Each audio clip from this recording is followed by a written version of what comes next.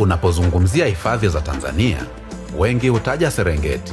Karibu katika dunia ya wanyama.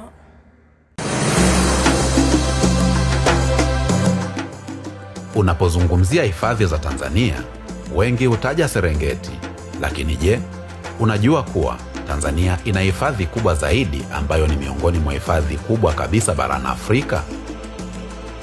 Ni mahali ambapo mito mikubwa hukata katikati ya pori lisilo na mwisho, na maelfu ya wanyama wanaishi kwa uhuru. Karibu katika hifadhi ya taifa ya Nyerere.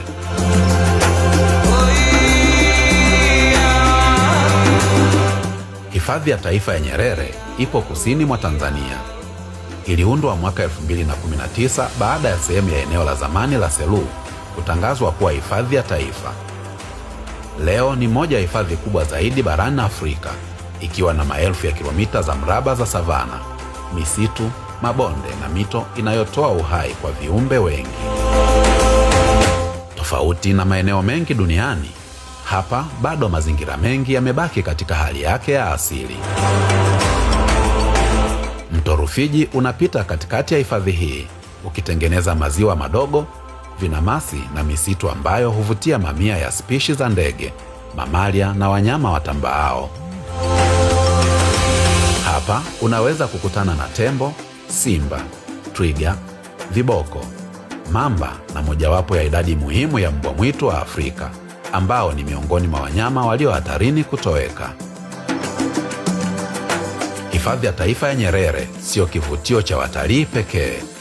Ni hazina ya urithi wa asili inayosaidia kulinda bayoanuai ya Afrika na kuchangia tafiti za kisayansi pamoja na uhifadhi wa spishi nyingi.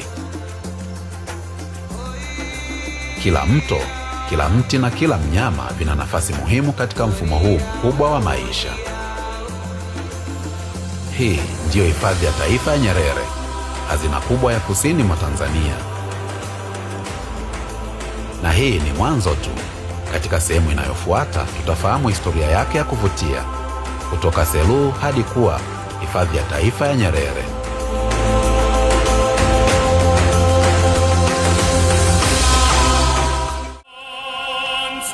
Hivi unajua kuwa Tanzania ni moja ya nchi zenye utajiri mkubwa wa asili duniani? Wengi hawajui. Ngoja nikuonyeshe. Hapa ni Serengeti, nyumbani kwa uhamaji mkubwa zaidi wa wanyamapori duniani. Zaidi ya aina 430 za mamalia na maelfu ya spishi za ndege, reptilia na wadudu huifanya Tanzania kuwa hazina ya viumbe hai. Maziwa makubwa ya Tanzania yanaficha maelfu ya samaki wa kipekee, wakiwemo cichlid wanaovutia watafiti kutoka duniani kote. Kutoka milimani hadi baharini, kila kona ya Tanzania imejaa maajabu ya asili yanayostahili kulindwa. Tuilinde Tanzania, tuilinde asili yetu, kwa sababu tukihifadhi mazingira leo, tunahifadhi kesho ya vizazi vijavyo.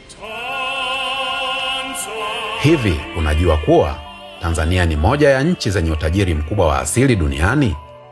Wengi hawajui. Ngoja nikuonyeshe. Hapa ni Serengeti, nyumbani kwa uhamaji mkubwa zaidi wa wanyamapori duniani. Zaidi ya aina 430 za mamalia na maelfu ya spishi za ndege, reptilia na wadudu huifanya Tanzania kuwa hazina ya viumbe hai. Maziwa makubwa ya Tanzania yanaficha maelfu ya samaki wa kipekee, wakiwemo cichlid wanaovutia watafiti kutoka duniani kote. Kutoka milimani hadi baharini, kila kona ya Tanzania imejaa maajabu ya asili yanayostahili kulindwa. Tuilinde Tanzania, tuilinde asili yetu, kwa sababu tukihifadhi mazingira leo, tunahifadhi kesho ya vizazi vijavyo.